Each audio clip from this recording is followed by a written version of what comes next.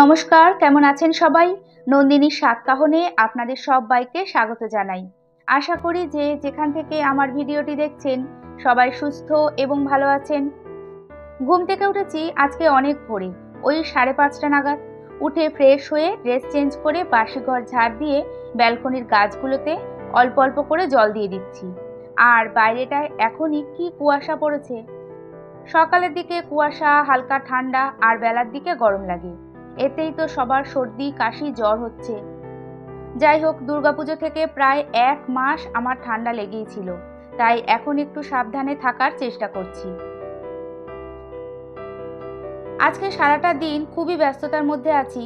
ঘরে সারাদিন যখন কাজ করি, টুকটুক করে কাজ করতেই থাকি, অসুবিধে হয় না। কিন্তু যখন বাইরে যাই, মানে ঘরে বাইরে দুদিকে সামলাতে হয়, তখন একটু বেশি বিজি হয়ে পড়ি। কারণ ঘরটাকে অগোছালো, অপরিষ্কার রেখে বাইরে বেরোতে পারবো না। তাই চেষ্টা করি যত ভোরে উঠে কাজ করা যায়, তাহলে সংসারটাকে পরিপাটি করে নিশ্চিন্ত মনে বাইরে বেরোতে পারবো। আর আজকে হাজবেন্ড, মেয়ে কারোরই ছুটি না, তাও তাদের আজকে ছুটি।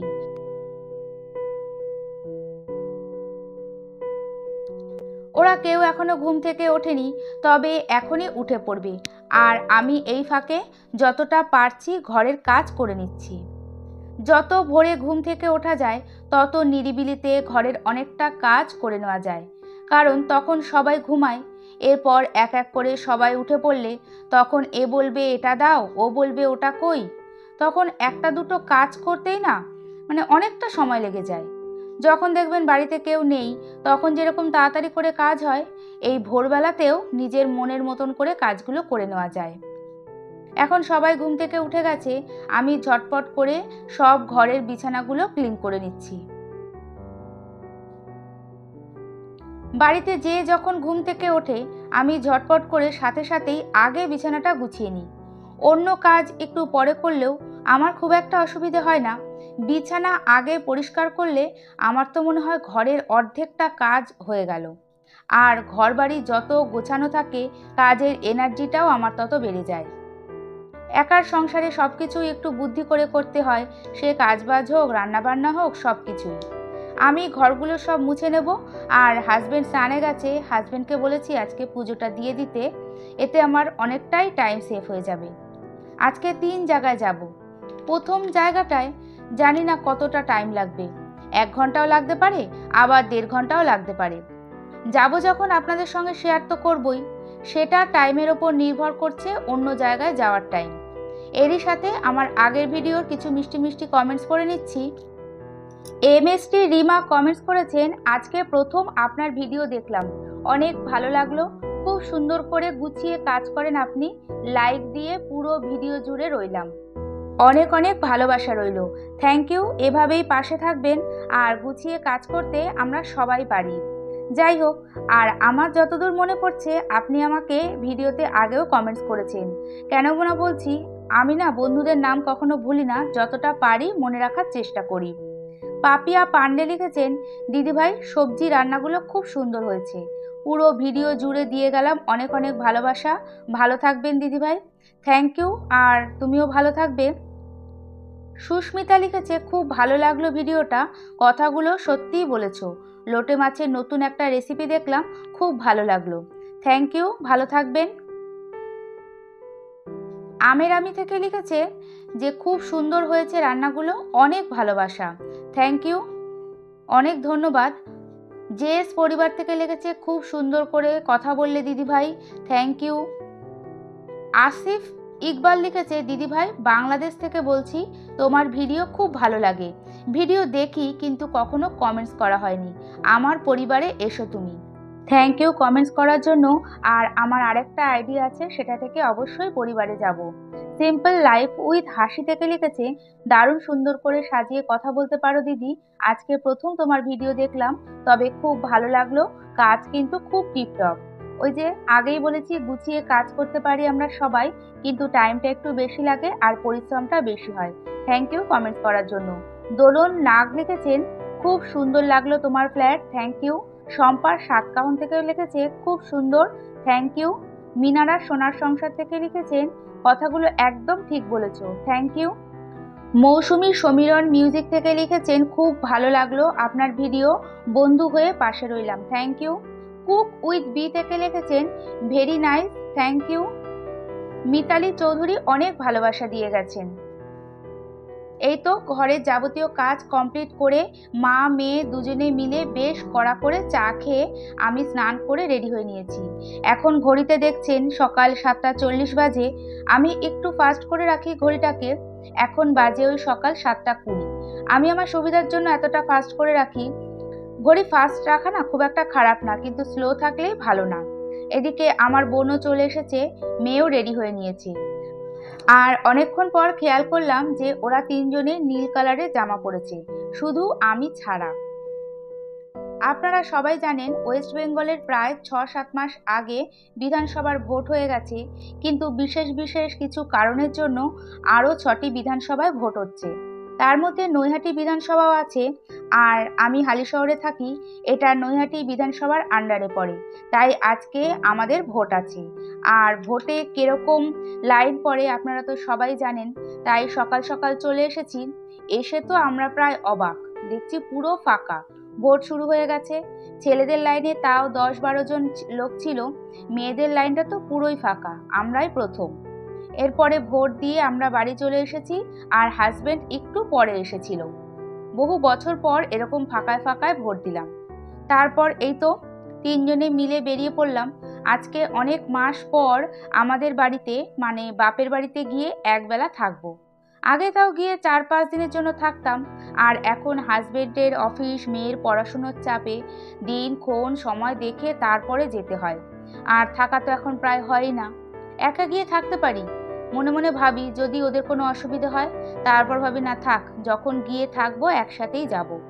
টেনশন নিয়ে কোথাও যাওয়ার থেকে নিশ্চিন্ত মনে যাওয়াটা না ভালো। মাঝে মাঝেই যাই 1 ঘন্টার জন্য, কিন্তু থাকা হয় না। এই তো সকালের দিকে এখানে আসলেই শ্বশুরবাড়ি এলাকার প্রদীপের পরোটা নিয়ে আসবই। এই পরোটার তরকারি যে কি টেস্ট বলে বোঝাতে পারবো না। বাড়িতে কখনোই সকালে এই সমস্ত পরোটা বা তেলে ভাজা জাতীয় কিছুই খাই না, কিন্তু এখানে আসলে সব কিছুই খাই, কোনো কিছুই আর মানি না। হাজবেন্ডকে আগে খেতে দিয়ে দিলাম। এদিকে মার রান্নাও প্রায় হয়ে গেছে। ওই তো টমেটো জলপাই দিয়ে চাটনি করছে, আর এই যে মাটনটাও প্রায় কমপ্লিট। মার হাতের মাটনটা না দুর্দান্ত লাগে। আমার হাজবেন্ড তো খুবই পছন্দ করে, আর মাটন হলে বেশি কিছু খেতেও চায় না। আসার পথে আবার শ্বশুর বাড়ি ভাসুরের বাড়িও গেছিলাম। আমার মেয়ে গেছিল ভাসুরের ছোট মেয়েটাকে আদর করতে। আর এদিকে বাবা আর হাজবেন্ড একটা জায়গায় বেরোলো। এদিকে আমাদের পরোটা খাওয়া হয়ে গেছে, আর পরোটা খাওয়ার পরই না আমার খুব ঘুম ঘুম পাচ্ছে। এর জন্য সকালবেলায় আমি তেলে ভাজা কিছু খেতে চাই না। এখন অনেকটা সময় পর দেখা হচ্ছে। আমার বাবা 11টা থেকে 11:30টার মধ্যে লাঞ্চ করে নেয়, তাই বাবাকে খেতে দিয়ে দিলাম। তারপর আমরা সবাই মিলে চা খাবো।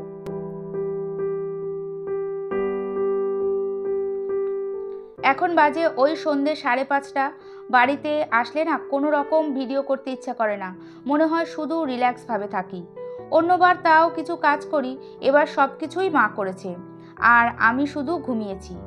এখন আমাদের এখানে জগদ্ধাত্রী পুজো বেশ জমজমাট করে হয়। একই এলাকায় প্রায় 6-7টা বড় বড় পুজো হয়, তার মধ্যে আমাদের মাঠেরটা সব থেকে সুন্দর হয়। এখন রেডি হয়ে একটু সবাই মিলে ঠাকুর দেখতে বেরোবো। এরই সাথে ভিডিওটি দেখতে দেখতে যদি ভালো লেগে থাকে তাহলে একটা লাইক, কমেন্টস এবং সাবস্ক্রাইবও করে নিতে পারেন। আর কাজগুলো যদি আপনি অলরেডি করে থাকেন তাহলে আপনাকে অসংখ্য ধন্যবাদ। চাইলে বেল বাটন অপশনটিও ক্লিক করে রাখতে পারেন, এতে ভিডিওর নোটিফিকেশন খুব তাড়াতাড়ি আপনার কাছে পৌঁছে যাবে, আর সময় সুযোগ বুঝে দেখে নিতে পারবেন।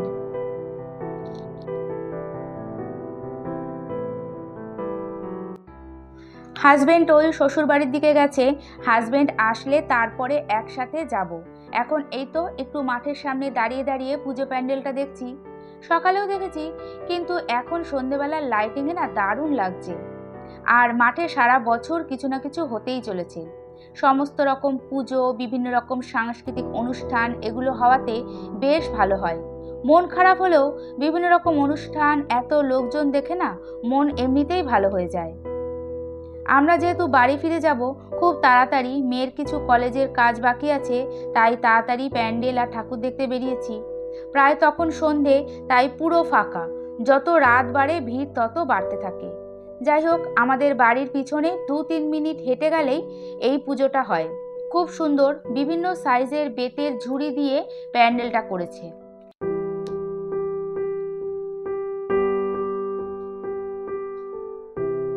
আরেকটা পুজো প্যান্ডেল দেখে এই যে আমাদের মাঠেরটায় চলে এলাম। খুব সুন্দর হয়েছে প্যান্ডেলটা।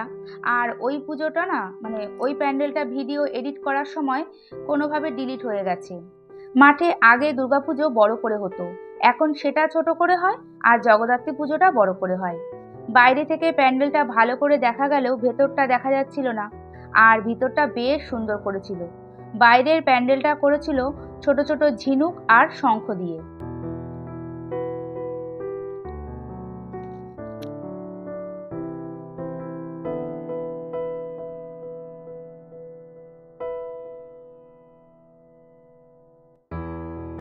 কোনো রকম সাউন্ড দিতে পারিনি, কেননা খুব সুন্দর সুন্দর গান বাজছিল, কপিরাইট চলে আসবে তাই।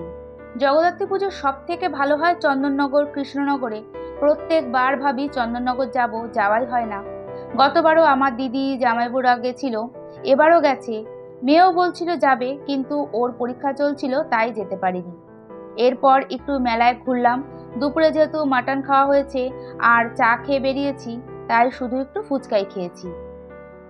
মেলার প্রত্যেকটা জিনিসের খুব দাম হয়, তাই সব কিছুই দেখছিলাম, আর দেখতে ভালোও লাগছে, আর দাম সম্বন্ধেও আইডিয়া করা যায়।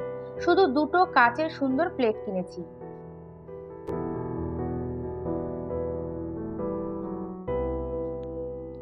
এই জগদ্ধাত্রী পুজো সবার প্রথম কৃষ্ণনগরে শুরু হয়। যত দূর শুনেছি 1762 সালে রাজা কৃষ্ণচন্দ্র সবার প্রথম কৃষ্ণনগরের রাজবাড়িতে জগদ্ধাত্রী পুজো শুরু করেন, তাও আবার স্বপ্নাদেশে পেয়ে। তারপর থেকে এই পুজো আস্তে আস্তে বিভিন্ন জায়গায় ছড়িয়ে পড়ে। এই তো মেলা ঘুরে বাড়িতে 10-15 মিনিট থেকে তারপর বাড়ি ফিরে যাব। আর এদিকে মা রাতের খাবারটাও প্যাক করে রেখেছে।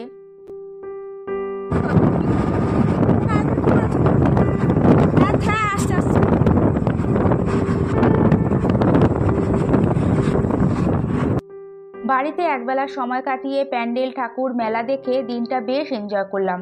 ভালো সময় খুব তাড়াতাড়ি কেটে যায়। এই তো এখন বাড়ি ফেরার পথে। এরই সাথে আবারও দেখা হবে এই আশা নিয়ে আজকে ভিডিওটি এখানেই শেষ করছি। এতক্ষণ আমার সাথে থাকার জন্য অনেক ধন্যবাদ।